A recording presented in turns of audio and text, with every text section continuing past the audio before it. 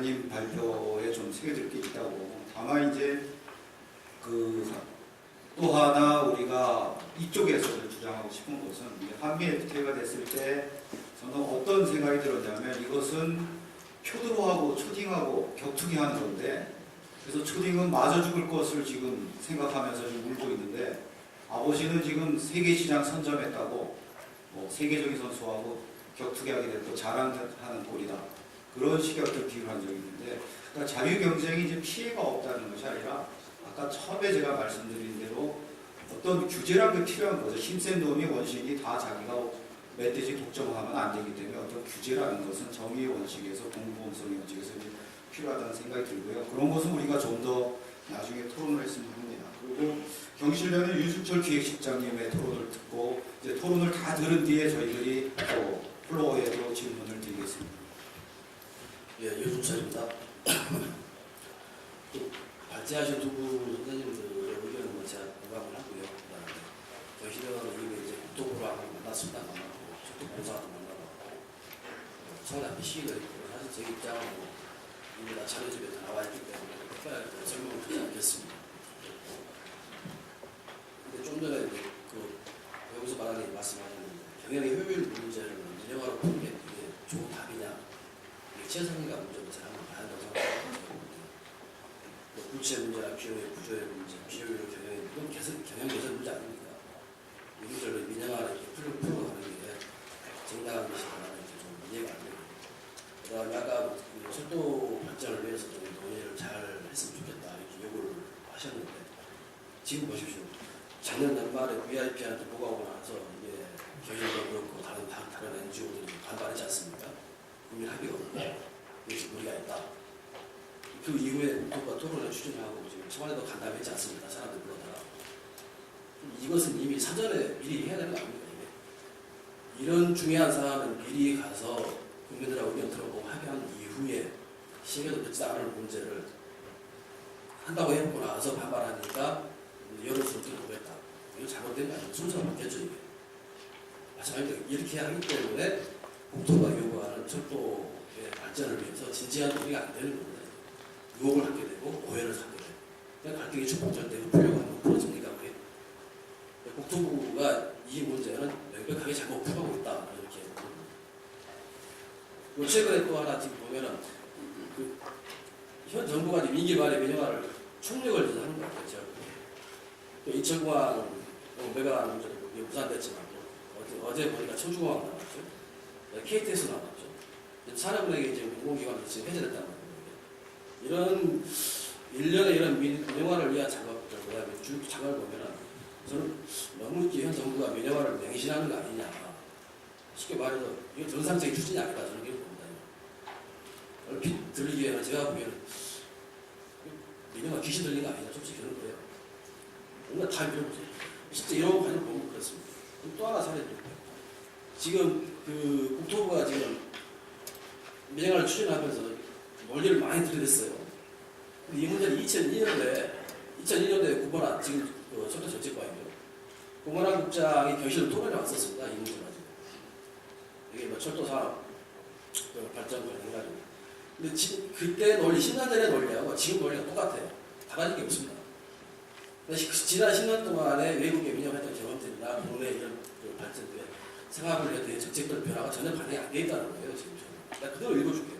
그 당시에 요약해 보면 기반시설은 정부가 했기 때문에 영국 같은 문제가 발생하지 않는다. 철도 전체를 민영하는 게 아니고 운영 부분만 점진적으로 민영한다. 선진국은 철도 구조를 해가지고 경쟁을 회복했다. 적자 노조는 국가가 보조 금식해서 운영을 안 된다. 요금 상한제 도입하고 서울 상용을 수립하니까 적정 운영을 유지할 수 없다. 철도청이 영업 안전정책 사고조사를 통합 수행하니까 안전규제가 미흡하다. 철도 규제 계획 방안이 장기간 검토했다. 2004년에 보수철도가 운영되니까 2002년 지급이 가장 적절한 시기다. 이 논리였거든요. 고발하는 국장의 발전이. 지금 논리 똑같아요. 달라진 게 별로 없습니다. 달라진 건 몇 가지 있어요. 말씀드립니다. 일단 2002년도에는 철도는 교통수단과 치열한 경쟁 환경에서 독점 사람이 아니다 이렇게 했어요. 근데 지금은 113년 독점 깨겠다고 나서고 있지 않습니까? 그다음에 시설 유지 보수나 안전 열차 운행과 밀접한 관련해서 철도 운영 회사가 위탁 수행해야 한다. 전력 나오시는 그랬죠. 지금은 수익을 추구하는 코레일이 안전 업무를 담당하고 있어서 안전을 취약하다. 항공처럼 운영과 안전을 분리해야 된다. 이렇게 하고 있습니다. 근데 흑자 노선은 계속 흑자를 보게 되고 적자 노선은 계속 적자를 보기 때문에 폭이 더 커진다. 그래서 이걸 교차 보조를 통해서 우선 해결해야 한다. 이렇게 주장했던 거예요. 2000년에. 지금의 와서는 이제 일반 철도 적자는 PS를 보조하기 때문에 고속철도 수익금을 적자 지원하는 중복 지원을 하는 거죠. 유리한 대로 논리가 바뀌었습니다. 사실.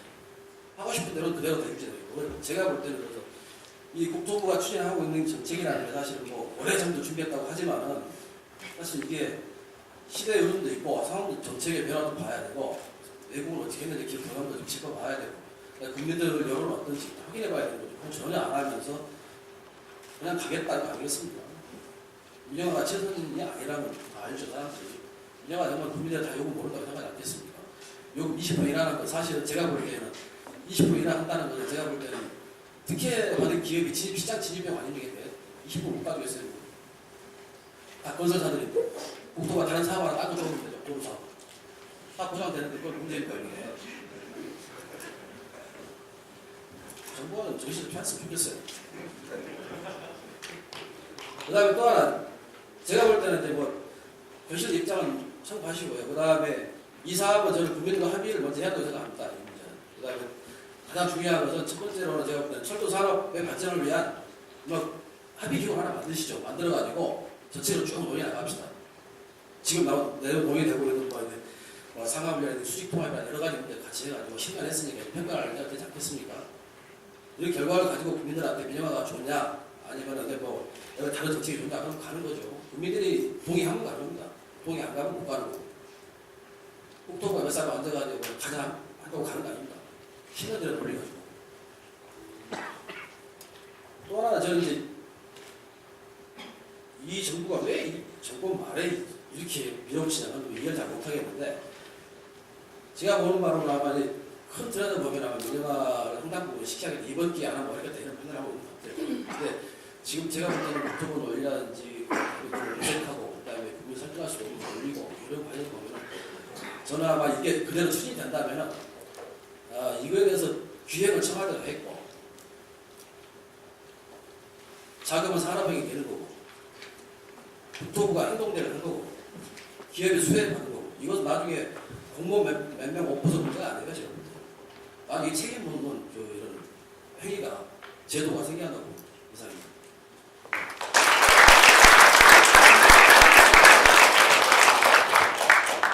다음은 참여연대 안진걸 위생팀장님께서 토론해 주시겠습니다. 네, 안녕하세요. 우리 시민사회단체에서는 경실련에서 아주 열심히 해주시고 저희는 약간 보조하고 있습니다. 저희도 제가 여기 직책이 민생경제팀인데요.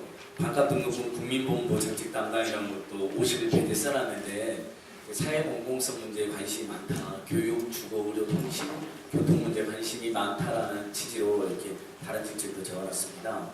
그래서 민박정부와 박원순의 서울시를 비교해놨는데요. 박원순 서울시장도 후보 때는 교통 운임 인상을 유보시켰다 했는데 지금 150원 올리려고 하잖아요. 이제 그런 부분에 대해서는 사실 적자 요인이 있기 때문에 한편의 일리가 있으면서 원래 공약에는 이렇게 되어 있거든요. 공공요금에 대해서 관리하고 가버넌스 구조로 시민들이 참여해서 같이 심사하고 결정하는 구조를 만들겠다 했는데 그게 안 만들어진 속에서 지금 150원을 인상을 추진하고 있기 때문에 박원순 시장이 공약을 비교적 잘 지키는 편인데 이건 잘 못 지키고 있다고 저희도 지적을 하고 있습니다. 그래서 KTX 민영화 경쟁체제로 불릴 수도 있고 민영화로 불릴 수도 있겠지만 그 문제도 굉장히 저는 이런 사회 공공적 사안에 대해서 우리 국민들의 관심과 공포가 굉장히 극에 달했다고 생각해요. 해보니까 이거 되돌릴 수도 없고 제가 예를 써놨는데 통신 서비스가 저는 대표적으로 생각하는데요. KT가 민영화된다면 정말 어떻게 물론 공기업체는 그런 서비스는 모르겠지만 뭐 무단으로 서비스를 가입한다든지 갑자기 투지 서비스를 강제로 종료한다 이런 일들이 많이 발생하잖아요. 노동자들에 대한 극심한 탄압도 마찬가지고 그러니까 공기업이 가졌던 사회적 책임보다 훨씬 더 그들이 악화되는 거 보면서 그리고 통신요금도 인하를 못하고 있지 않습니까? 이게 통신 통신 요금에 대해서 굉장히 우리 국민들 관심이 많고 올 시대에서 세계 최악의 수준으로 통신 요금 부담하고 있는데, 그러니까 그런 여러 가지 생활 속의 경험으로 봤을 때 주요 공공 서비스의 민영화라는 게 굉장히 문제가 많다. 교육에서도 대부분 교육을 살짝이 차지하면서 세계 최악의 등록금 부담 국가가 되어 있잖아요. 그러니까 이런 게 생활 속에서 굉장히 누적된 교훈이기 때문에 우리 과장님 나오셨으니까 이 문제가 그렇게 만만한 문제가 아니고 국민들의 지원이 굉장히 크다는 것을 다시 한번 이야기 드리고 싶습니다. 그래서 제가 여론조사를 어떻게 열심히 이 문제에 대해서 제기하고 계신 분들과 함께하기 위해서 원해요 모의시라고 참여했는데 여론조사를 했는데 실제로 반대 여론이 굉장히 많이 나왔습니다. 그래서 반대 여론이 65.6%, 찬성 20.6%, 그러니까 3배가량 높게 나온 압도적인 반대 여론이 나왔습니다. 다만 의료 민영화나 그리고 상수도 민영화 여론조사 할 때보다는 반대율이 좀 더 낮더라고요. 그래서 그 부분에 대해서는 제 생각인데 제가 뭐 견해가 틀릴 수도 있다고 생각하는데 국토위안부에서 홍보를 참 공격적으로 했나 보다 이런 생각을 했고요. 그 다음에 그 홍보가 잘 됐다고 생각하지 않습니다. 그 다음에 이런 건 있는 것 같아요. 공기업 일반에 대한 국민적 불신이 일부 작용한 거 아닌가. 그래서 그 부분은 뭐 제가 길게 말씀 못 드리겠지만 뭐 어쨌든 의료 민영화나 상수도 민영화보다는 반대율이 압도적이긴 하지만 좀 더 낮게 나온 것에 대해서 저도 고민 좀 들었다.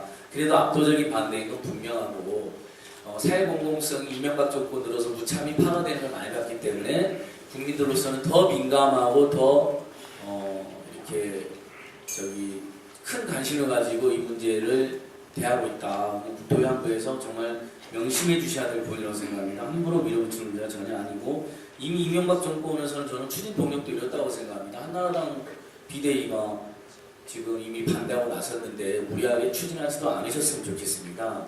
우리 사회가 어떤 갈등이 있었을 때 그것들을 합리적으로 조절하고 조율하는 게 아니라 막 밀어붙여서 그게 더 큰 문제가 되는 경우를 지금도 많이 겪고 그게 오세훈 전 시장의 셀프 탄핵으로 드러나기도 했는데 그런 점들을 좀 더 생각해 주시면 좋겠고요. 그래서 저희도 참여연대도 KTX 민영화 저지 대책위원회 같이 가입을 해서 향후에 더 많은 교류와 소통할 생각이고요. 원혜영 의원실로 참여연대가 조사한 걸 우리 사람들 잠깐만 더 보시면 그러니까 우리 국민들이 얼마나 사회공공성과 민생 문제 또는 공공요금 이런 문제에 대한 관심이 많은지를 알 수가 있습니다.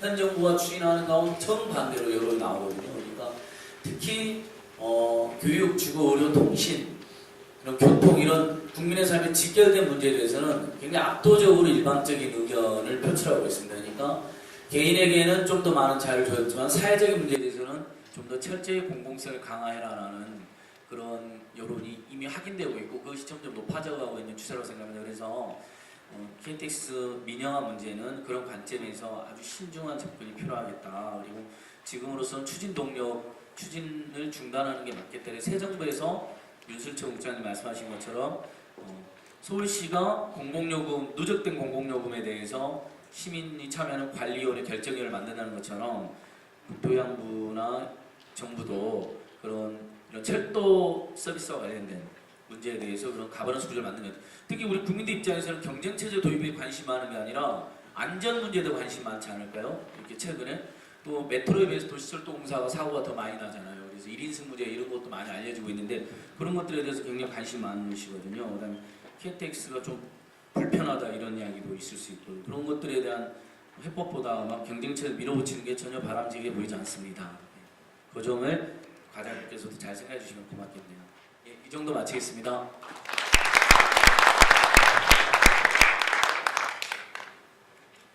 기자님 토론을 들으면서 생각나는 게 동경 지하철이 생각났습니다. 동경 가보신 분 알지만 8개 회사가 지하철을 나눠서 운영하고 있어요. 이때 우리는 뭐 1호선 타면 1호선 타고 끝까지 갈 수 있는데 거기는 같은 노선이라도 갈아타야 됩니다. 그래서 동경에서 지하철 타는 방법을 알면 동경 사람이 다 된다는 그런 것들도 한번 유 과장님께서 고려해 주시기 바라고요. 다음은 철도노조의 박흥수 정책연구팀장님의 토론을 듣겠습니다. 네, 안녕하십니까. 철도노조 박흥수입니다. 저는 이 자리가 좀 여기 철도 전문가분들, 전부 관계자분, 또 철도공사나 시설공단의 관계자분들이라든지 그리고 노동자까지 정말 철도가 어떻게 하면 단단하게 발전할 수 있는가 이런 문제를 머리를 맞대고 좀 고민하는 자리가 됐으면 좋겠다 이런 생각을 했는데 현실은 지금 그 정부의 그 빈곤한 철도 정책을 막아야 되는 어떤 절박한 자리가 됐습니다. 안타까운 일이 아닐 수 없고요. 지금 시간 관계상 저는 그 두 가지만 말씀드릴게요. 그 국토부가 자꾸 이 철도가 독점 때문에 폐해를 겪고 있다는 것과 또 이게 그 국민의 정부부터 참여정부까지 사회적 합의를 거쳐서 진행됐다 이렇게 말하고 있거든요. 그러니까 지금 시도되는 KTX 민영화의 가장 중요한 추진 근거가 철도는 독점이고 이 독점이 심각한 폐해를 낳고 있다. 과연 그럴까요? 그러니까 차라리 국토부 그 주장대로 철도가 독점 때문에 문제가 발생했다면 해결책은 상당히 쉬울 수 있습니다. 여기 한 아이가 있습니다. 커다란 공부방도 주었어요. 그러니까 쑥쑥 자라고 기업도 받습니다. 그런데 어떤 이유에서인지 어느 순간부터 아이를 돌보던 손길이 사라지고 뭐 밥도 주지 않습니다. 아이는 겨우 굶주림을 채우고 버텨내죠. 근데 어느 날 얘가 혼자 방을 써가지고도 게으르고 키도 안 크고 공부도 못하니까 제대로 그러면 경쟁해야 된다. 이래가지고 천분 애를 방에 들여다 놓습니다. 그리고 침대도 사주고 옷도 새로 사주고 새 운동화도 사주고 필요한 거 뭐든지 충분히 줄 테니까 말하라 그래요. 그리고 원래 있던 아이한테는 왜 이렇게 부실하냐. 그리고 운동에 소문내고 밥만 축내는 양심불량 식충이라고 다그칩니다. 이게 지금 철도 현장에서 벌어지고 있는 현실이에요. 그러니까 국토부는 지금 뭐 한국철도가 세계로 진출해야 한다고 하죠. 뭐 남북철도 연결하고 대륙철도 연결하고 또 브라질 철도 수주사업 이런 해외 진출 사업도 합니다. 근데 앞으로 이런 해외 진출 가능하겠습니까? 자국 정부로부터도 가장 방만하고 부실 기업이라고 그 얘기하는 철도공사가 참여하는 컨소시엄을 어느 나라가 이 업체를 선정하겠습니까? 근데 사실 이런 문제보다 더 큰 문제는 또 FTA가 있죠. 그러니까 미국 자본 또는 이들과 결합한 외국 자본이 언제든지 한국철도 사업권을 가질 수 있게 됐습니다. 특히 이 수서평택간을 우리 트로이 목마라고 하는데요. 2005년 이후에 건설된 노선이라고 협정에 분명히 얘기돼 있지만 이 수서평택간을 이용해서 지금 한국 주요 간선 수서평택간을 통해서 목포, 부산 다 갈 수 있습니다. 주요 간선의 경제구조를 만들어서 결국은 외국 자본이 맘만 먹으면 한국의 주요 간선 철도를 장악할 수 있게 되는 거죠. 그러니까 정부는 그 누가 상관없이 민간 자본이 들어와서 국적도 상관없죠. 효율화 시킬 수 있으면 대박할 거고요. 그리고 이런 모습을 보면 그러니까 과거에 한국철도 부설권을 놓고 열강이 각축을 벌였습니다. 근데 지금 또 철도가 굉장히 그 중요한 교통수단으로 떠오르고 있어요. 저는 이번 민영화 추진을 보면서 그런 생각입니다. 그 한국철도 최초의 노선인 경인선 부설권을 그 미국이 모스에 넘겨주면서 대한제국 대표로 사인했던 그 이완용 모습이 자꾸 떠오르는데요. 그러니까 독점 기업들이 있죠. 초과 이용 냅니다. 시장에서 강력한 지배력 행사에서 더 강해져요. 그럴수록 더 힘이 세지고 제3자질도 못하는 게 이게 독점이죠. 근데 우리 철도 독점이라고 하지만 이 과실을 향유하는 게 아니라 실질적으로 보면 부실 적자 논리에 시달리고 있습니다. 그러니까 이게 가장 큰 문제인데 철도의 자연 독점적 현상을 시장 경제의 독점 개념으로 오해하는 거예요. 그러니까 이러다 보니까 번지수를 좀 잘못 찾은 거고요. 대안이 제대로 나올 수가 없는 겁니다. 그러니까 철도 산업 수송 분담률이 떨어지고 재정위기가 심각해진 것은 한국철도만의 문제가 아니거든요. 그러니까 도로교통이 폭발적으로 증가하면서 전 세계가 이건 다 겪었던 문제죠. 그러니까 어느 날 갑자기 세계 모든 철도가 우리 동시에 부실과 방만경영하자 해가지고 이게 합의해서 낙후됐겠습니까? 그러니까 이런 가운데서 차이라는 게 아주 극명한 차이가 나는데요. 한국의 교통정책은 철도를 거의 방치하다시피 했고요. 철도를 발전시킨 나라들은 철도에 대한 적극적 투자를 아끼지 않았다는 사실입니다. 그러니까 지금 국토부가 뭐 주기적으로 철도 부채를 몇 조씩 탕감했다고 주장하지만 철도공사 출범 이후에 부채를 탕감한 건 없고요. 과거에 탕감된 부채들도 이 부실 경영상의 문제가 아니라 그러니까 철도 시설 건설, 뭐 낡은 시설의 유지 보수 정부가 감당해야 될 무게거든요. 게다가 이런 이제 그 부채 탕감 사례를 외국 사례를 비교하면 이거 엄발의 오줌이 진짜 일시에 단편적이었습니다. 일본만 보더라도 310조 엄청난 돈의 부채를 정부가 떠안았고요. 담배세 등을 통해서 일본 국민 1인당 600만 원 정도의 재정 보조를 떠안았습니다.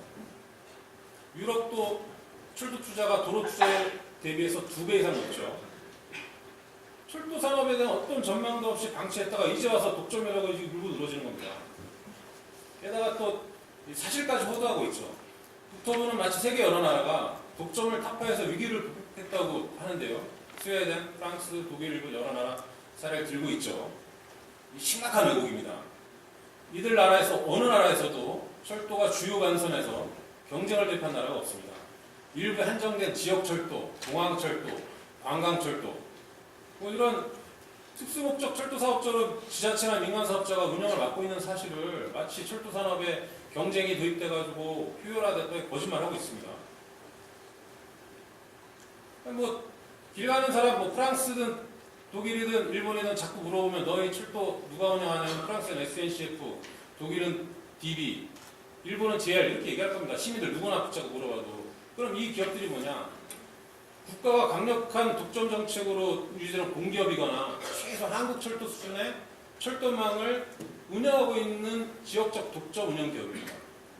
그러니까 이런 사례를 무시하고 독점이 폐해다라고 하면 진짜 진단이 잘못되는 거죠. 시간 관계상 이제 또 국토부가 그 국민들을 호도하는 거짓말이 또 있는데요. 그러니까 지금 이 추진되는 게 지속적으로 추진된 사회적 합의라는 거죠.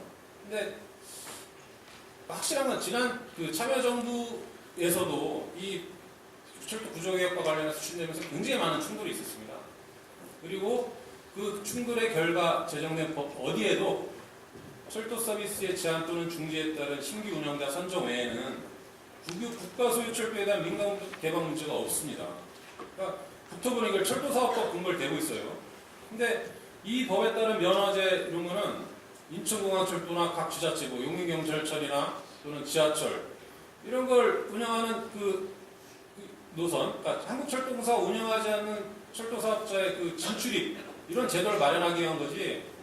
지금 이 주요 간선, 한국철도공사 운영하는 것들에 대한 민간 개방을 법에서도 그 인정하지 않고 불법적으로 진행되는 거죠. 그러니까 이거는 법적 근거도 없고 국회 입법부까지 유린하면서 정부가 일방적으로 밀어붙이는 아주 중대한 위법한 사항이고요. 그래서 그러니까 지난 시기 그 어떤 정부 당국과 철도 관련 기관, 뭐 시민사회, 우리 노동조합 동의한 분명한 사회적 합의가 있습니다. 그러니까 그게 뭐냐면 국가 경제에서 중요한 역할을 차지하고 있는 네트워크 산업의 무분별한 민영화는 추진하지 않는다. 이에 따라 철도 민영화는 진행하지 않는다. 이게 부정할 수 없는 합의 사항이거든요. 그래서 지금 그 국토부에서 추진하는 일은 정말 그 세계에서 유례를 찾아보기 힘든 초유의 일인데요. 한 3,500km 간선 철도만 갖고 있는 진짜 상대적으로 정말 협소한 철도 노선에 선로를 공동으로 이용해서 경쟁시킨다는 거로. 그러니까 민영화를 위해서는 철도 안전, 중복 주자 손실, 일반 철도 부실 모두 감수하겠다는 거예요. 그래서 그러니까 경쟁이라는 원리를 철도에 도입하고 민영화를 추진해서 얻을 수 있는 분명한 효과가 하나 있습니다. 바로 수익은 재벌의 사유화되고 이 손실은 이 사회가 감당하는 거죠. 지금 이 사회 패러다임이 어떻게 바뀌고 있습니까? 공기업이 더 든든하게 이 사회 안전망구시를 해야 한다. 양극화가 아니라 고루 이런 사회적 가치를 나눠야 한다는 게 시대 정신 아닙니까? 그러니까 정부가 진정으로 국가와 국민을 위한다면 이 1%를 위한 KTX 민영화 당장 철회돼야죠. 이상으로 정리하겠습니다.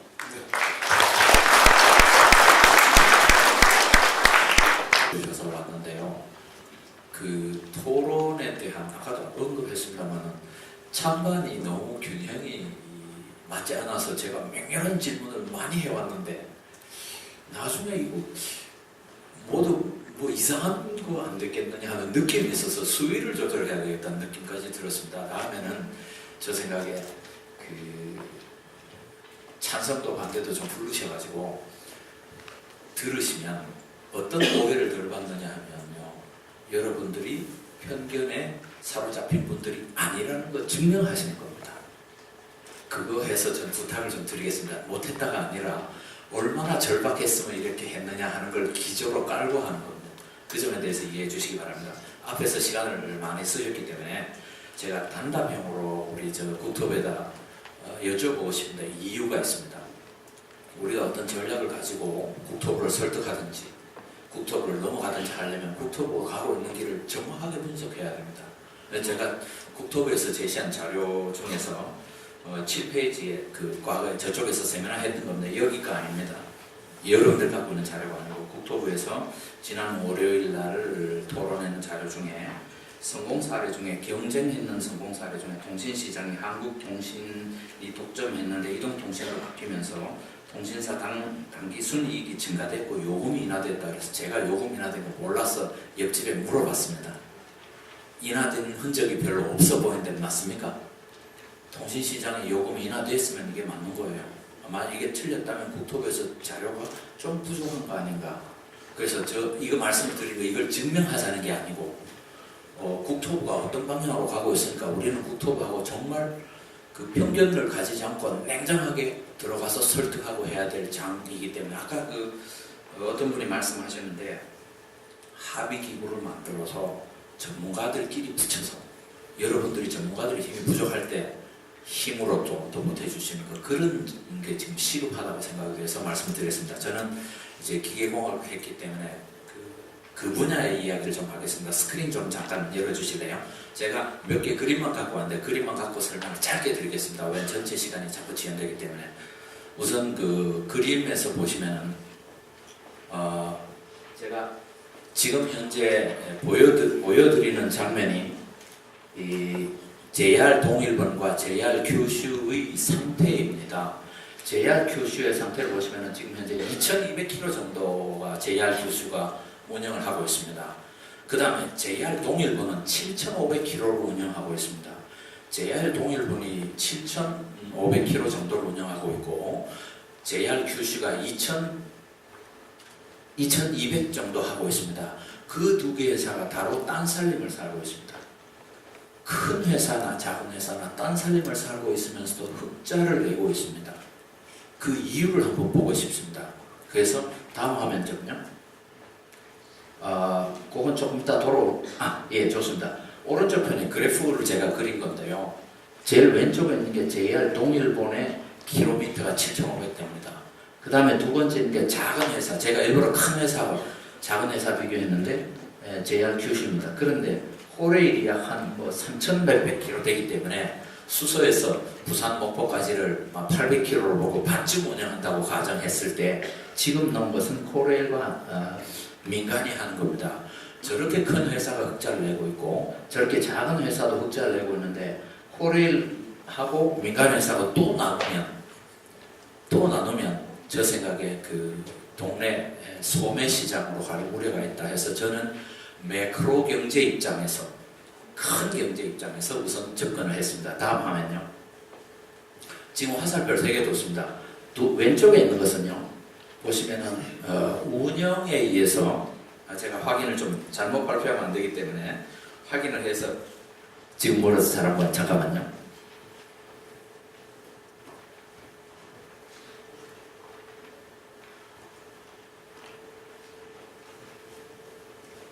매출추입니다. 왼쪽에서 붉은색으로 된 매출은 철도 운임으로 들어온 총 매출입니다.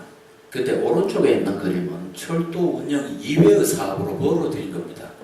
지역으로 분할해서 너가 먹고 살아라 했기 때문에 빚은 탕감해줬지만 너희끼리 먹고 살아라 해서 분할해준 크기가 한 코레일의 크기나 일본 저 회사는 크기나 같다고 보시면 됩니다. 2,700이나 3,500 그건 차이가 없으니까요. 따라서 저렇게 봤을 때 출발점은 비교가 81대 18로 출발했습니다. 근데 지금 현재 20년이 지난 데는 약 40대 60으로 철도 수입이 60 정도가 되도록 기회도 줬고 스스로 자구 노력도 했다는 이야기로 보여집니다. 그래서 다음 화면 하나 더 보시겠습니다. 한 번 P 눌러주시면 되돌아갑니다. 예. 아니요. 그 다음 화면. 예. 그 다음에 저기 오른쪽에 제가 다트 라인으로 점선을 하나 해놓은 것은 저것이 지금 현재의 그 일본도 주춤했다가 다시 올라선 구간이 있습니다. 사업이 주춤했다가 다시 올라간 사업들에는 세계 경제적인 문제와 그 다음에 출산의 문제들이 있습니다. 우리나라도 2017년이 되면 고등학교를 졸업하는 학생 수가 지금보다 17만 명이 줄어듭니다. 17만 명이 줄어들면 대학교 많이 문 닫아야 됩니다. 철도 탈 사람 많이 줄어듭니다. 예를 들어서 저는 그런 거시적인 측면에도 꼭 보고 가야 된다는 의미로 말씀을 드린 겁니다. 그래서 지금 현재 그 일본 JR kyushu는 우리보다도 더 작은, 우리 코리아보다 작습니다. 그런데 40% 정도가 철도군님에 의존하고 있고 나머지는 저렇게 하는데 물어봤습니다. 너희네 민간으로 할 때보다 너희끼리 살림살이니까 뭐가 좋으냐? 우리가 열심히 돈을 벌었더니만 옛날에는 동경대학 출신들이 그 철도에서 오지도 않았는데 요새는 엘리트들이 오기 시작해서 굉장히 자랑스럽다. 간과해서 안 될 부분이라서 그림으로 설명드렸습니다. 다음요. 이건 여러분들 책에 있기 때문에 넘어가겠습니다. 그 다음요. 예. 여기서 제가 그래프를 그린 것이 지금까지 그 코레일에서 내놓은 영업의 순흑자가 우린 이 정도 됐다 하는 그래프가 파란색입니다. 과거에 적자 났습니다. 적자 난 구간이 2005년부터 저렇게 적자 났습니다. 하다가 어느 해부터 정말 우리 노력해서 코레일 우리 모두가 허리끈 메고 노력해서 이만큼 흑자를 냈다. 그럼에도 불구하고 거기에 빨간색으로 되어 있는 것은 저렇게 감에도 불구하고 우리는 선로 사용료를 연간 6천여억 원씩 냈다. 6천여억 원을 낸 건 국토부에 내신 거 아닙니다. 시설공단에 내신. 국토부하고 시설공단하고 또 다르잖아요. 그래서 시설공단에 낸 거죠. 그러니까 저만큼 부담하면서 지금까지 흑자를 유도해 왔는 데는 여러분들, 여기 철도를 사랑하시는 분들의 사랑과 애정이 있었다고 간과할 수는 없는 문제가 아닌가 그렇게 생각이 듭니다. 다음 화면요. 자, 이번에는 제가 만든 그래프입니다. 이번에는 어떤 거냐 하면 그 2005년에 6년에 보면 보라색 계통으로 있는 것은 적자, 순수 적자입니다.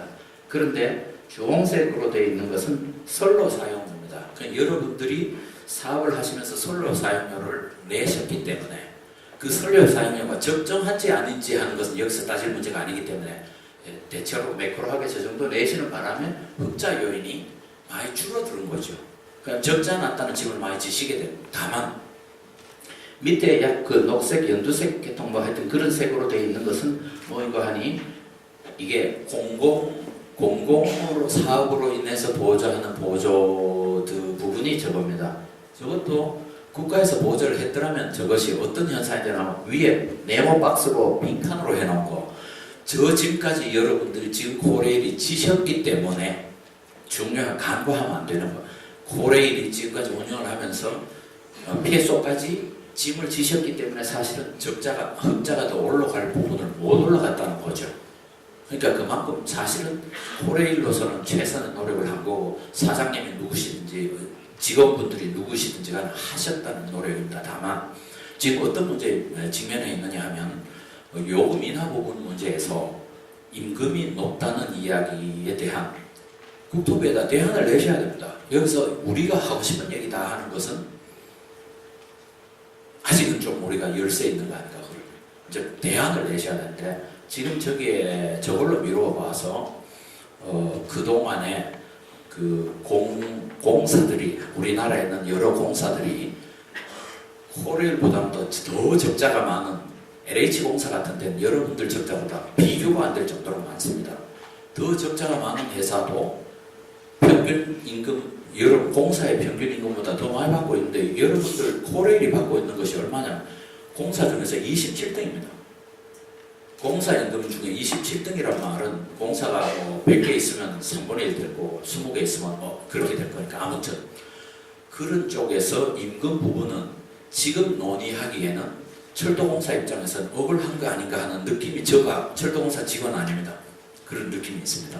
다시 말씀드리면 이러한 적절한 논리를 국토부가 주장하고 있는 논리를 배경을 가지고 하나씩 해서 실무팀이 국토부하고 만나셔야 됩니다. 저는 오히려 여러분들한테 말씀 많이 드리는 것보다 코레일이 이제 발벗고 나서서 실무팀하고 국토부하고 만나자 이제. 이게 지금 막을 것은 지금 현재 과장 나와 계시지만 과장님 혼자 이것을 해결할 수 없는 문제일 수도 있잖아요. 대신 나오시긴 오셨지만. 그래서 저 생각에는 오늘 발표하고 준비하신 자료들 참 좋게 만들었더라고요. 그거 갖다 놓고 조건 하나씩 따져서 해결할 수 있는 것이 저는 오히려 경제적이고 실리를 챙길 수 있는 거라고 생각이 됩니다. 그 다음에 이제 또 하나 말씀을 드리면 그 다음 화면 하나 더 주시죠. 예. 이거는 저기 보라색 파이가 저게 피칸파입니다. 아주 맛있는 뭐 애플파이라도 해도 좋습니다. 코레일이 지금까지 관리하던 파이가 저겁니다. 그런데 이번에 새로 민간 기업이 들어오면서 이것저것을 좀 뜯어내야 되는 게 있습니다. 그런데 뜯어내는 것 중에서 힘든 것도 좀 끼어 팔기를 하면 좋겠는데 지금까지 국토부에서 나온 혹은 그 지난번에 한국교통연구원에서 나온 자료 이거하고 두 가지를 제가 다 갖고 있거든요. 두 가지 다를 가지고 여러분들 한번 깊이 있게 생각해만 보시면 여러분 충분히 가능할 거라고 봐요. 그래서 이 두 가지에 나온 것이 분명히 이 그 프로로 나갈 거니까 그런 쪽으로 보신다면 지금 나눠주려고 하는 것 중에 안전 부분에 대한 거, 요 다음 화면이 나오는데요. 안전 부분에 대한 투자는 지금까지 우리가 너무 소홀했습니다. 그 이유 사례를 하나 들면요. 코레일이 부품이 필요해서 부품을 사야 되는데 그 돈이 내려온 게 적어가지고 부품을 제대로 확보하지 못한 파트들도 있었습니다. 제가 확인했습니다. 그렇기 때문에 부품을 확보하지 못하면 이유도 있습니다. 그 국가가 나무라는 거 아닙니다. 국가도 이 부품이 10년 전에 사온 거라서 지금 고장이 나니까 그 만든 회사가 없어졌다. 부품이 비싸졌습니다. 현실입니다. 팩트를 이해하면서 우리가 가야 할 길을 가는 것이 저는 가장 지혜로운 거라고 생각돼서 이제 국토부가 민간 기업에게 이거 주려고 하니까 그거 주지 말자. 이건 우리하고 합의하자 하는 것을 명목상 넣어놓으시면 나중에 협상할 여지가 있는 거다. 그래서 협상할 여지를 만들어주시면 좋겠다 싶어서 이 파일을 국토부가 뭘 어떻게 줄 거냐 하는 질문들을 막 나중에 끝나고 좀 집중하시면 좋겠어요. 다음 화면요. 제가 그 질문에 대안으로 하나 설명을 좀 드리고 싶은 것은요. 지금 현재까지 코레일이 힘을 들여서 했는 것 중에서 이 부분이 이거 좀 올려야 됩니다. 이 부분을 올리지 못하면 결국 이게 정부 부분인데요. 정부 부분이 이거 올리지 못하면 결과적으로 코레일은 독점 기업이라서 이렇다 하는 명예를 벗을 길이 멀거든요. 그래서 지금 현재 제가 여러 개 축으로 나누어 보았습니다. 여러분들 뭐 보시는 대로 아마 나중에 유의물이 되어 있을 것 같은데 이런 부분들을 올려야 되고 이런 부분들 운임 미보상 같은 부분들은요. 이것이 지금 뭐하고 맞먹느냐 하면 이런 거하고 맞먹거든요. 그러니까 이런 부분들을 분석하셔서 이걸 어떻게 좀 낮출 수 있느냐 이건 어떻게 늘릴 수 없느냐 하는 이야기를 국토부하고 하셔야 됩니다. 제가 보기에는 만약에 제가 협상 파트너를 하면요. 국토부 자료 갖다 놓고 밤새 연구해가지고 전문가들 불러가지고 이거 한 대학 마련하자 해갖고 들어가요. 뭐 적진에 들어가야 뭐가 싸울 거 적인지는 모르겠습니다. 잘못 표현된 거 있으면 양해해 주시고 대안을 냈으면 대안을 가지고 하나하나 조목 따져서 우리가 첨부해서 그거 가지고 안 될 때 야 우리가 이렇게 노력했는데도 안 됐다고 그러면 합법적인 제도는 여기 국회에 있으니까 와서 국회의원님들 설득하시고 절차를 밟아가는 게 어쩌면 좋겠다 하는 생각이 들어서 저는 이런 화면을 하나 분석해봤습니다. 이 데이터는 여러분 아까 우리 발제하신 분이 제안한 데이터를 제가 그래프로 그린 겁니다. 그러니까 이미 여러분들 데이터를 가지고 계신 거죠. 다음 화면요. 그것들을 항목별로 어느 게 가중치가 아까 그 여러 개 축으로 나눠놓으니까 가중치를 좀 볼 수 있는데 아까 그 데이터를 XY 좌표로 그리면 이렇게 됩니다. 그래서 이런 부분들이 우리가 좀 뜯어봐야 할 부분이 있어서 국토부한테 우리가 정말 독과점이고 우리가 노력하지 않은 거 아니라는 것을 이제는 데이터를 가지고 공론화하실 시기가 된 것 같다. 다음요. 예, 이제 마지막 말씀을 드리겠습니다. 지금 현재 여기에 붉은색, 연두색이 있습니다. 붉은색은 직접 이분들이 여러 가지 면에서 투자한 겁니다. 근데 연두색으로 된 건 안전에 대해서 투자한 겁니다. JRQC가 한 겁니다. JRQC가 돈 많이 벌어가지고 왼쪽에 있는 것은 자기네들이 안전 부분에 대해서 투자했습니다. 오른쪽에 있는 그 기타 부분을, 그래서 주홍색으로 된 부분이 안전 부분이거든요. 안전 부분에 코레일도 이런 데이터를 가지고 국토부 들어가세요. 이런 데이터 만들어서 안전 부분에 대해서 소홀을 이렇게 했으면서 왜 우리들은 이런 거 했다고 하느냐라고 이야기할 때는 국토부도 할 말은 없지 않겠느냐 하는 거죠. 그래서 지금까지 발표하신 분들은 정책적으로 굉장히 좋은 제안을 하셨으니까 이 정책을 바탕으로 해서 이제 국토부하고 실무 협상들이 들어가서 고레일이 나서시든지 여기 연합팀이 나서시든지 나서셔서 야 이제는 나와라. 우리가 세속적인 표현을 한번 붙자고 이제는 조목조목 나오는데도 그냥 1대1로 가시는 것보다는요. 이 분야는 네가 맡아라. 이 분야는 정책 분야만 담당하셔서 오늘은 이 분야만 얘기하자. 그 다음날 또 가고 그 다음날 또 가서 3월 국회의원 할 때까지 계속 가세요. 가시다가 보면 뭔가 상대편도 이런 열정 속에서 이런 거니까 아 우리가 잘못하면 큰일 나겠구나 하는 토론회 한 번으로 끝날 것 같으면 저도 하게요. 저는 여러분들 인내가 필요하고 정말 제가 아까 제일 먼저 들어와서 제 여러분들이 주신 자료 맨 앞에다가 뭘 써놨느냐 하면요. 그대로요. 제일 먼저 써는 게 팩트를 말해야 하는 거다. 팩트를 말해서 코레일이 지금까지 최선을 다해서 왔다는 이야기를 증명하면 되고 그 다음에 편견 벗어야 되겠다는 이유는 제가 뭘 보고 했나 발표자 보고 이거 반대자가 한 사람인 건 우리가 아무리 말해도 국토부 오신 과장님이 그거 가서 1대 매수로 했다 그러면 다른 사람은 설득력이 약합니다. 내용 다 있습니다. 그걸 인정한 틀렸다가 아니라 국토부를 설득해서 국토부에 있는 직원들은 퍼블릭 서번트면 공공의 종, 속된 표현으로 종입니다. 서번트입니다. 이분들이 힘 없습니다. 우리가 이분들에게 힘을 들어줘서 우리 편으로 만드는 방법을 저는 하는 게 지혜로운 것 같다. 그런 생각이 들어서 이제부터는 지금 하시는 대로 가시되 그거 가지 말자는 지금 하시는 대로 열심히 가시되 한쪽에는 바이페이스 라인을 두셔서 그것을 제일 잘하신 분이 야당 하셨던 유진산 국회의원이신데 야당 당수 오래 하셨습니다. 저 같은 국회 정치를 모르는 사람도 보면 뭐라 그랬나 하면 저분은 낮에는 야당 밤에는 여당 한편으로는 우리가 협상하고 한편으로는 강경하게 나가고 하는 그런 것을 양독작전이 필요한 시점이 왜 급하니까 날짜를 정해놓고 일하는 것 같으니까 그런 점으로 봐서 저 생각에는 이제부터 몇 개 전문 분야를 나누셔서 오늘 아까 벌써 FDA 영향도 굉장히 연구를 많이 하셨더라고요. 그 다음에 여러 가지 부분들을 연구를 하셨으니까 이 부분 나누어서 하루는 이대 들고 가시고 예약하세요.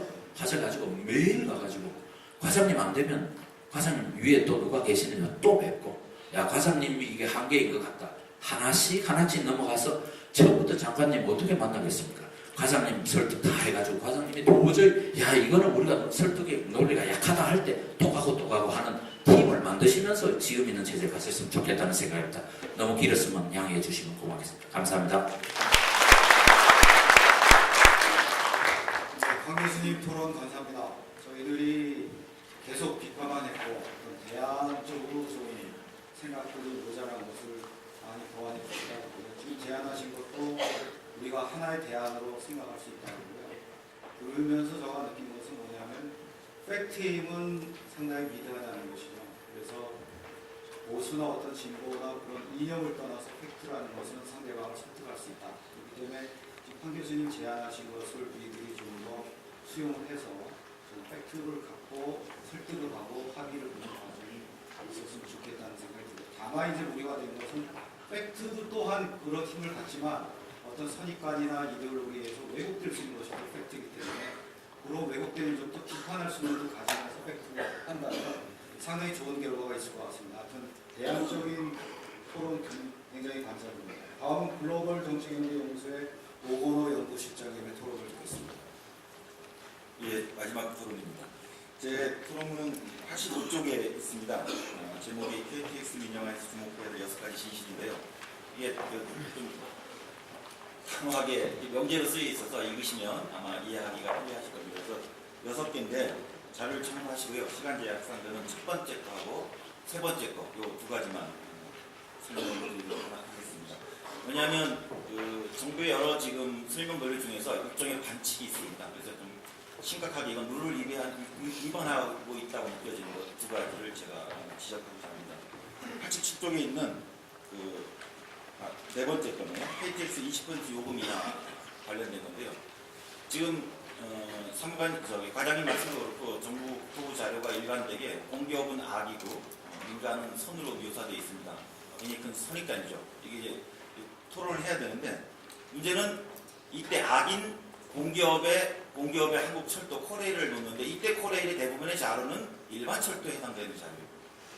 그리고 국토해당부가 설정하는 선해 민간 기업의 선해 조직이 하나 있는데 그거는 아주 우량 알짜 노선인 수서발 KTX예요. 여기는 이렇게 화려한 청사진을 그리고 지금 철도는 이렇게 아주 엉성하게 그려놓습니다. 적절치 않죠. 그래서 이렇게 시뮬레이션을 해주세요. 철도공사가 수서발 KTX 노선을 운영했을 때 하고 민간 사업자가 그 노선을 운영했을 때 하고 근데 둘이 경쟁하는 건 아니죠. 어느 놈 하나한테 주는 겁니다. 누가 더 국민한테 편익을 주는지. 철도는 대부분의 기술 집약적 산업이고 또 KTX 같은 경우는 특히 또 그래서 인건비나 관리 비용이 훨씬 적죠. 일반 철도에 비해서. 근데 지금 민간으로 가게 되면 자꾸 정부에서 이거를 누락시키는데 8.8%의 수익률을 기록하고 요금을 20% 인하하고도 8.8% 수익률을 얻어가겠다고 합니다. 공사가 운영하면 8.8% 수익률이 필요 없지요. 대부분의 KTX 회사의 수익은 대부분 요금 수입일 것이기 때문에 만약 8.8%의 수익을 민간업자한테 주지 않고 바로 공영조직에 가서 그걸 재투자했습니다. 그러면 요금이 8.8% 인하 가능합니다. 그리고 어차피 다 외부 자금을 조달해야 되기 때문에 공사체하고 민간사업체의 자금 조달 그 채권의 차이가 크기 때문에 공사체가 훨씬 자금 조달 비용이 싸죠. 그로 인한 또 비용 절감 효과가 있습니다. 그래서 대략 계산해도 코레일이 수서발 KTX 노선을 지금 그 초기 부담을 지지 않고 싸게 시도공간에 다 하시고요. 리스 해가지고 최저가로 리스 해가지고 할 경우에 민간업자가 20%를 요금 인하 가능하다 하면 저는 공영철도에서는 30%가 가능하다고 봅니다. 이거에 대한 반론을 국토부에서 제안해 주시고 그게 더 맞다고 생각하면 기존의 입장 처리하시고 아까 국민의 편을 계속 강조하시기 때문에 30% 요금 인하가 가능한 공영철도를 지지해 주시기 바랍니다. 하지만 그 교통연구원의 연구 결과가 계속 문제제기가 되고 있는데 그 20% 이하의 거품이 들어가 있죠. 실제로 아마 30% 이하는 불가능합니다. 하지만 일부 인하 요인이 있습니다. 거기에 공영 10%를 더 추가할 수 있다는 거죠. 그런 면에서 국민 편에게 맞지 않다. 자료 비교를 객관적으로 하자는 겁니다. 두 번째 반칙은 첫 번째 85쪽에 있는 첫 번째 내용인데 굉장히 심각합니다. 왜냐하면 저는 뭐 이제 언론 쪽에서 저한테 자주 물어보더라고요. 제가 그 전에 2000년대 초반에 철도부족회하고 관여했었는데 아니, 왜 갑자기 KTX 민영을 하는 겁니까? 라고 제가 저한테 질문하는데 좀처럼 제가 답을 찾을 수가 없었어요. 그러니까 일반적으로 정책적 가치에 찬반이 있을 수 있으면 거기는 그러해서 이렇게 하는 모양입니다 했는데 도대체 이 건에 대해서는 그 근거를 제가 찾을 수 없었어요. 그래서 이거는 눈에 보이지 않는 어디에 무엇이 있다. VIP냐, 국토부 관료들이냐, 혹은 지금 FTA 추진하고 있는 외통부냐 등등 했는데 아직도 저는 확인하지 못했습니다. 결국은 정책적으로 설명되지 않는 것, 이런 거 정치적 꼼수라고 그러죠. 꼼수로밖에 이 사건을 재구성할 수밖에 없습니다. 제가 간단한 KTX 민영화 추진 사건을 제가 재구성해 드릴게요. DJ 정부 때, 정부가 자꾸 지금 DJ 정부 때 이 철도 경량시설 도입과 민영화를 추진해왔다고 그러는데 반칙입니다. 사실은 그렇지 않습니다. DJ 정부는 그러했습니다. 하지만 여러분이 기억하시는 것처럼 2003년도 당시 철도노조 파업이 있었고 4월 20일 노정 합의가 이루어집니다. 그래서 철도 민영화 방안을 백지하기로 했고요. 철도 공공성을 강화시키기 위한 대안을 찾기로 했고요. 또 하나의 그때 논점이 유지보수를 누가 가져갈 것이냐 문제였는데 유지보수는 운영주체하고 통합하는 방안을 모색하기로 했고요. 그 다음에 추후 철도 구조개혁반을 모색하기 위해서 충분히 사회적 합의를 거치기 위해서 노조와 시민사회 당사자들과 논의를 한다. 이렇게 정해놨습니다. 그게 물론 이제 다시 한번 6월에 파동이 있었습니다만 그게 철도산업발전기본법의 일부 반영이 됐죠. 철도산업발전기본법에 시설과 운영의 분리조항이 들어갑니다. 이게 지금 악용되고 있는데 하지만 거기에 민영화 조항은 없죠. 그리고 후속 법안이 하나 2004년도에 철도 사업법이 제정돼요. 지금 정부가 KTX 수서발 민영화의 근거로 법적 근거로 삼는 게 2004년도에 제정된 철도 사업법 제5조 여기 자료조에 있습니다. 면허권 발부 조항이 있습니다. 법인한테 면허권을 줄 수 있다는 조항이 있기 때문에 누구한테 다 가능하다. 수서발도 민간 사업자한테 줄 수 있다고 지금 해석하고 있는 건데 그렇지 않습니다. 그래서 엊그제 보다 못해서 그 기억하시죠? 그 철도산업기본법과 그거의 부속 법안, 후속 법안의 마무리 법안으로 왜냐하면 시설과 운영을 분리했기 때문에 운영 관련된 법안이 필요해요. 그래서 2004년에 철도사업법이 제정됩니다. 그걸 모두 다 대표 발의했던 분이 이호웅 의원이세요. 신육대 시실 때. 그분이 엊그제 개인 논평을 냈어요. 지금 국토부가 2003년 4년 만들어진 법 취지의 입법권을 훼손하고 있다고 강력히 경고하는 문건을 냈습니다. 왜냐하면 운영이 분리됐기 때문에 운영권자에 대한 법적 조치가 필요한데 이미 코레일의 독점적 운영권은 사실상 현실적으로 좀 많이 훼손됐습니다. 왜냐하면 이미 지금 민자철도가 들어와요.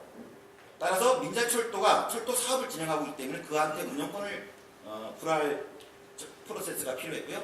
또 하나가 철도산업발전기본법에 계속 논란이 됐던 게 그 적자선 문제였습니다. 그래서 철도공사 쪽에서 적자선이 너무 적자가 크니까 좀 폐지하고 싶었어요. 근데 지역사회에서는 반대하죠. 그래서 그때 노선 폐지 조항을 가지고 마지막까지 진통을 겪었고 그게 보완됩니다. 그래서 노선 폐지할 때는 지역사회 여러 여론을 듣는 절차를 다 프로세스에 접했고요. 그럼에도 불구하고 폐지가 불가피한 경우가 있죠. 그럴 땐 철도공사가 빠지기 때문에 하지만 노선은 계속 운영이기 때문에 신규 운영자를 정부가 선정하도록 되어 있습니다. 즉 철도 노선의 폐지는 있어서는 안 되기 때문에 철도공사가 여러 영업사항이기 때문에 굳이 빠진다면 다시 신규 운영자를 지정하겠다는 겁니다. 따라서 철도공사 외자가 민자철도가 아닌 기존의 철도 내에서 일부 벽지에 있는 적자 오지 노선들을 가지게 돼요. 근데 그한테 철도 노선을 운영권을 주려면 불가피하게 우리가 운전면허증 주듯이 철도 운영사업권을 주게 됩니다. 그게 바로 철도 사업법의 5조에 있는 면허권 조항이고 이 철도 산업발전기본법의 시행령으로 가게 되면 명시가 돼 있어요. 이건 뭐냐면 신규 운영자한테 주기 위한 것이다. 왜냐하면 폐지 노선에 대해서 신규 운영자가 들어와야 되기 때문에. 그래서 2004년도에 철도사업법이 제정될 때 그 법을 발의했던 이호웅 의원도 이게 철도 민영하고는 아무 관계없는 아주 일시적이고 주변적인 노선에 불화가 불가피할 경우가 생기기 때문에 그거에 대한 보완적인 조치였어요. 그러니까 다들 철도 민영화는 이미 다 사회적 합의로 끝난 걸로 생각했다가 작년 연말에 갑자기 KTX 민영화 떠오른 겁니다. 따라서 이거는 지금 법제처에 의뢰가 들어간 걸로 알고 있는데 이건 심각한 입법권 훼손입니다. 철도산업발전기본법이나 철도사업법에 간선철도의 민영화를 명시한 적이 없습니다. 그리고 그 법의 취지는 아까 했던 예외적인 적자노선의 폐진에 따른 신규 노선의 신규 사업자의 진입 위한 면허권 발급이나 BTO, 민자철도의 문제인 것이지 이 간선철도의 문제가 절대 아닙니다. 이거는 나중에 법적 과정에서의 해석이나 논란이 들어 저는 충분히 국토해양부가 명분이 없다고 생각합니다. 근데 문제는 그래서 지금 정부가 총선 이후로 미뤘어요. 그러니까 조금 제가 숨통을 이제 여유를 가진 건데 그렇지 않습니다. 지금 아까 이혜영 선생님이 하셨는데 한미 FTA 현재 유보 아시죠? 매칭 조항이 뒤로 빠꾸가 안 되는 거죠. 거기에 보면 현재 유보입니다. 2005년 7월 이후 신규 건설된 노선에 대해서는 아무나 들어오게 돼 있어요. 한미 FTA 부속서라는 건 미국이 들어오라는 얘기죠. 미국이 들어오는 건 우리 민간업자나 미국이나 다 들어올 수 있는 건데 지금 뭐냐면 기존의 우리나라 철도 관련법에서는 폐지 노선이나 민자철도 외에 간선 노선에 대한 운영권 불화를 허가한 적이 없습니다. 법 취지가. 그런데 이 FTA에서는 사실 그거를 명문화시켜버렸어요. 이게 가스나 발전하고 다른 겁니다. 가스 발전은 기존에 있는 지분 조항을 그대로 집어넣는데 철도의 현재 유보 조항은 법적으로 오히려 그런 근거가 아님에도 불구하고 과도하게 유권 해상해서 그거를 FTA 현재 유보에다 집어넣어버렸어요. 이건 무슨 말이냐면 KTX 수선 민영화가 이제 공방을 벌이면서 하반기로 넘어갈 수도 있고 다음 정권으로 넘어갈 수 있는데 만약 FTA가 올 봄에 혹은 여름에 발효가 되어버리면 이 철도 사업법의 진짜 취지가 뭐냐 이 논란이 다 무효가 되는 거예요. 이미 FTA에서 2005년 이후 신규 건설 노선에 대해서는 민간업자가 미국까지 다 가져갈 수 있도록 FTA에서 명시되기 때문입니다. 그래서 이거는 제가 보는 이 꼼수는 누구냐 거의 결국은 청와대와 국토부와 그리고 외통부의 지혜로운 관료들이 들어와서 같이 짝으로 철도사업법 갖고 이런 법적 논란이 있었으니까 한미 FTA를 아주 세기를 받는 그런 꼼수를 벌인 게 아닌가 생각이 들고 그런 면에서 이거 너무 큰 힘입니다만은 FTA 절대 막아야 되고요. 그리고 철도사업법에 재해석을 해서 지금 이 단순한 수서발 철도 민영화이 아니고 저는 철도사업법이나 철도산업발전기본법을 일부 기존의 취지에 맞게 다시 문구 수정을 해가지고 다시 정부나 관료들이 꼼수를 부리지 못하도록 이번 총선에서 목 박아야 된다고 생각합니다.